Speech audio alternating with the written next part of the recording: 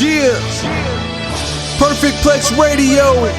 We about to go live on him. Mike Knoxxx. That's with 3 X's cause he's hardcore. Are y'all ready? I go by the name Fred Knoxxx. We about to give y'all something special. You ready? There you have it, folks. The Go Home Show. WrestleMania 31 is just 6 days away. The Go Home Show was tonight.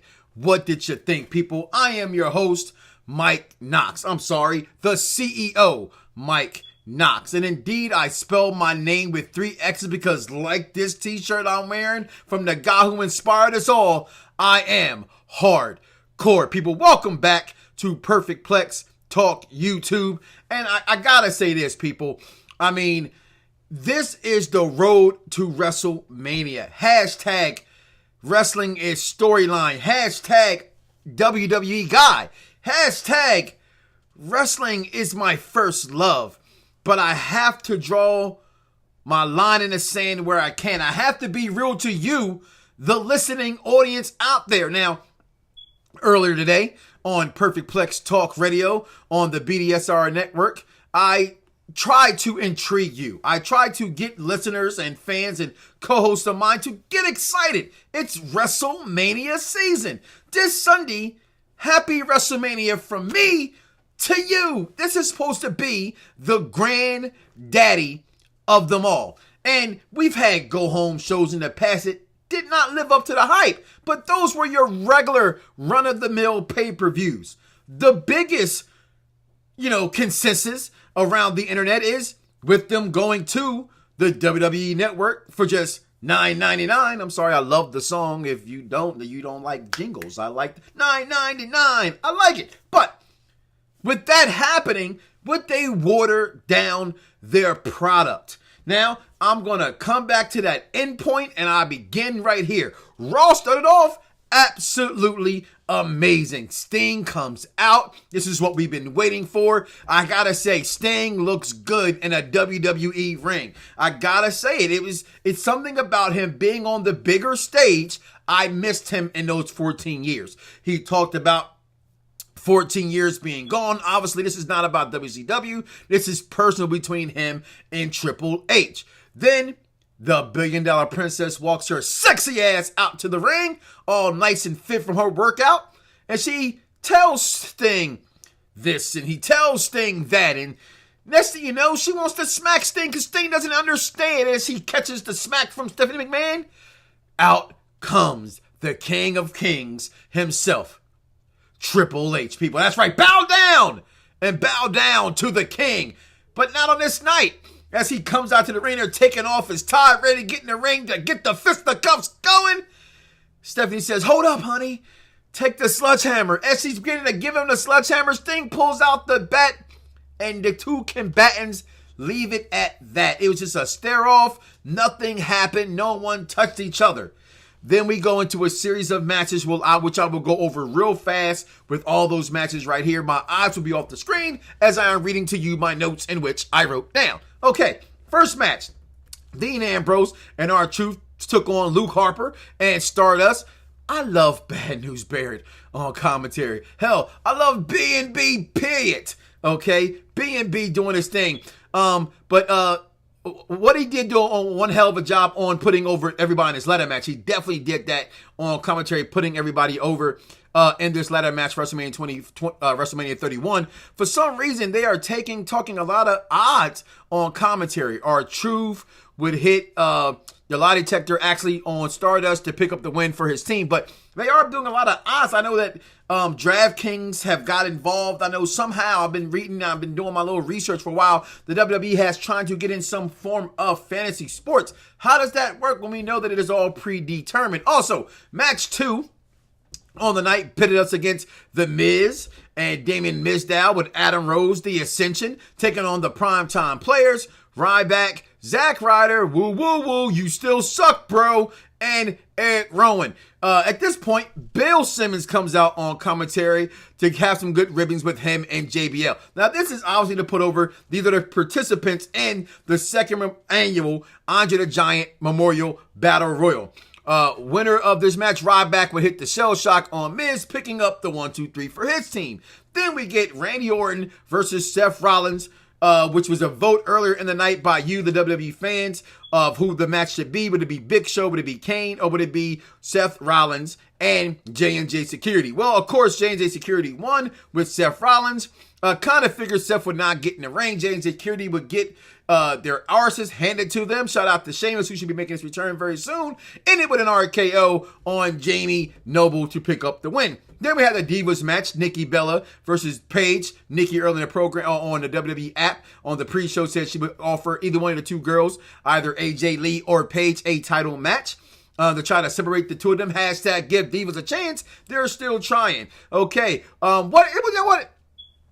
want to say it was actually a pretty good match. I actually like Nikki Bella. I told you guys week in and week out earlier in the program that I'm actually starting to admire her in-ring ability. However, I thought it was a pretty good match. Possibly one of the best matches that the two of them had actually had. Nikki Bella at this time, confrontation outside the ring. AJ back's elbow actually hits Paige with a back elbow by accident, knocking her out. This way, the Divas champion gets her in the ring for the rack attack and picks up the win and remains the Divas champion. At this point, you had the match 5 that was coming up on the night. You had Los Matadors taking on El Torito against Team Technician with Natalia. Winner of this match is El Torito picking up the win over Natty, which I didn't quite understand. But the sad part about this and all that's going on is that the WWE Tag Team Division, because of the injury to Jey Uso in his shoulder, had now been relegated to the pre-show, or they like to call it the kickoff show. I find that to be very sad news, as I had high hopes for them going over at WrestleMania 31 in San Francisco, their hometown, with Uncle Rikishi, their father, going over as well. I thought that would be a big thing for them, but I guess this injury is more serious than we thought. This would make sense of how the tag team division has gotten thrown in there in such a kibosh way over the last few weeks with all these other participants, which none of us ever saw them coming. They were just there. Sad news again is that the Ascension that should have been in this spot for WrestleMania did not get over with you, the WWE Universe. Why? I don't know. I mean, the Ascension are the same group they were in NXT that just got stupid pay in their face. Give those guys a chance. That is your future of tag team division. Let it grow. It has to prosper somewhere. That's where it needs to grow. But this injury to Jey Uso must really be serious, that now this match is part of the kickoff show. Then we had the return of the All-American, that's right, 5 times American Jack Swagger, Big Tongue himself, returns to take on Rusev, and Rusev beat the living dog crap out of that man. Yes, he did. Without Lana. And people keep saying, well, where's my Lana? I need Lana. Lana is out filming a movie with yours truly, not me, Edge, the rated R superstar, so she may not return whole. Rusev, the last time Edge got a hold of someone else's woman, what happened? But she's out there filming a movie with Edge called Interrogation for WWE Film. So that's where Lana has been. I like how they write it into the storyline. And this whole stupid new rumor about they pulled her off the card with Rusev because they want to see what Rusev getting over by himself or with Lana. Rusev gets over by himself because Rusev is the supreme athlete, and Lana gets over because, it's Lana, and most of you dudes out there that's watching this podcast and really watch wrestling don't have sexy women, so y'all get attracted to stuff like that.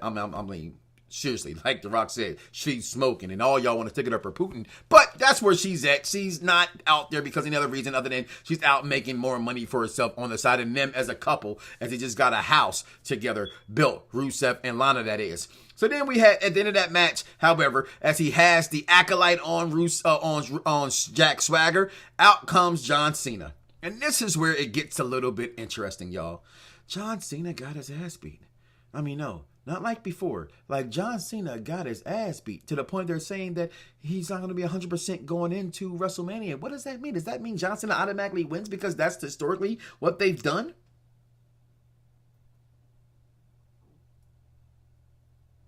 Or does Rusev continue to be the supreme being? Come on, we know who might win the match. It's USA versus Russia at WrestleMania? Really? Can Russia beat us at WrestleMania? I mean, that'd be something to stick up somebody's Putin, wouldn't you think? Then we had the MVP himself. Listen, people, if you are not sold on Bray Wyatt being the new face of fear in the WWE, then understand why I call him the MVP. For 1 month, he has completely put over this match and made me want to watch it with just himself. No Undertaker, nothing else. Just him cutting a promo, telling a story, because wrestling is, like I deemed it to be, people, hashtag wrestling is storyline. He is telling one hell of a story, people. Bray Wyatt and Undertaker, I am 100% invested in this. And I told you guys, you would not see Undertaker until WrestleMania. It kind of actually makes sense. There's no need to. None of this makes sense. We know how we feel about this WrestleMania. I know you want this WrestleMania to be the way that it should be, but it's not. And I'll come back to that. But Bray Wyatt cuts another great promo. The lights and everything they're doing him. He is truly the new fear of the WWE. Again, I don't feel, and check out the pre-show for WrestleMania this week at 5 o'clock Sunday at BDSIRnetwork.com, at Mike Knoxxx on Instagram, Twitter, wherever social media is sold, which is absolutely free, so you should be able to find me, okay, for that time and how to call in and join this program as we give you our pre-WrestleMania 31 show. Listen, people, we're on our way to 1,000 episodes. That would be episode, I think, 967. We had 961 today. The network is growing, so I want to thank you fans out there for letting us grow. But I digress. Congratulations to Kevin Nash. That's right, people. Kevin Nash, not Diesel, going into the Hall of Fame. Now, we looked at this class and we just crapped all over it. Now, does it get some legitimacy now? You have the Macho Man going in, Randy Savage. You got Uncle Rikishi going in. You have Alundra Blaze going in. You have Larry Zbyszko going in. Kevin Nash, the Bushwhackers, and Kevin the Crusher. Connor the Crusher. This is one great Hall of Fame class if you go ahead and look at it. Arnold Schwarzenegger in that way going in. This is actually a pretty good Hall of Fame class. I gotta, at the end of the day, it rounded out not to be so bad after all. Kevin Nash and Rikishi with Macho Man sells me. So I'm 100% invested. And then they do something smart. I said it. Right. They don't even know they're probably doing this, but they did something smart they did it on Thursday and having a gauntlet match. They did it again tonight by separating the two biggest baby faces right now that they have. Two of the biggest baby faces, shall I say, okay, and pitting Hill Ziggler versus Daniel Bryan Part 2. The match you all wanted at WrestleMania didn't get. You got combined between SmackDown and Raw.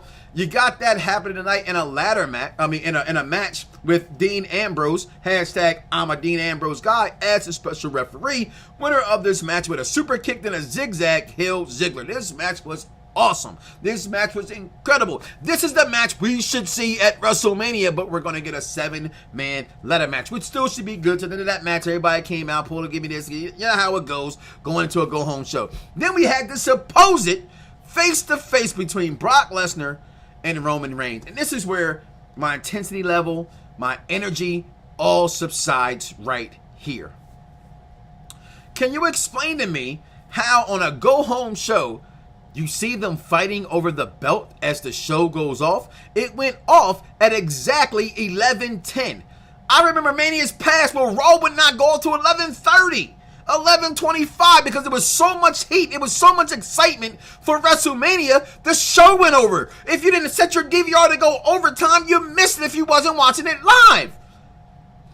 People, I am one of the biggest WWE fans in the world. And like I said earlier in this in this video, I try to get people on Perfect Plex Talk podcast to get invested into this WrestleMania. And this is why they keep smacking me in the face. This is why I keep getting made fun of. WWE, you giving other wrestling fans reasons to make fun of me for being a fan for your product. I love you guys. I'm excited still for WrestleMania. Because it's WrestleMania. That's what you're supposed to be excited about. Hell, it's WrestleMania season. Actually, how many times did I get paid for all the times I say WrestleMania in this video? Why? Oh, because it's my video. Okay, back to you. See, Seriously, it's WrestleMania, and this was your go-home show. Okay, you started off with Sting. Good. You had some okay matches in there. Okay, good. Bray Wyatt, no Taker. I know I called for not having Taker there, but it's the go-home show. No Taker. Cena pretty much gets dominated. He doesn't talk or anything. Then a face-to-face with Brock Lesnar and Roman Reigns. Is Brock really truly gone? Has the ship sailed so much that he can't do action on Raw? What kind of contract did you give him, Vincent Kennedy McMahon? Again, I'm excited. I think Taker, Bray enough. I believe the ladder match enough. I believe Randy Orton and Seth Rollins can steal the show enough. But after that, I don't know. I just don't know. It's like Frank the Tank and Old School. It's like after that, I just don't know if we have enough time. If I want to, I'm glad I have the network for $9.99, because if I did not, I could not be someone subscribing to this or buying this pay-per-view for $65. It's WrestleMania. I hope I'm wrong. I thought Raw was okay. It was a letdown because it's a go-home show, so I'm going to give it about a good B-, maybe a C. It probably deserves a C. Some of you guys are just saying, C, my ass should be an F. I'm going to give it a B- to a C+. I mean, in that lower range to a B- to a C. It's somewhere in that range. Giving it a title belt, I give it about, I don't even know what to give this one. I do things in title belts here. I give it a I give it a WCW Cruiserweight title run that was, Gregory Helms' title run. All right, it was okay, but it wasn't nothing to go home about. And that's the problem here. That's the point. It's the go home show for WrestleMania. Would he be proud of this show? Would the Macho Man be proud of this show? Mr. Perfect, who this show is named after, would they be proud for this to be your go home show? Vince, fix your damn product. Please, people, listen. I am Mike Knoxxx. I spell my name with 3 X's, but people, you already know that. I am the CEO of the best damn show in radio networks. Listen, people, it's been a pleasure. I am your fans' favorite fan and your haters' favorite hater, because every bit of fan out there has just a little bit of hate inside of them. People, I am the $1 Million host. You are the $1 Million audience, and together we form the $1 Million Connection. Monday Night Raw review. What you think? Comment below. Let me know. WrestleMania Sunday. It better be good. Yeah. Perfect Plex Radio. We about to go live on him. Mike Knoxxx. That's with 3 X's because he's hardcore. Are y'all ready? I go by the name Fred Knoxxx. We about to give y'all something special. You ready?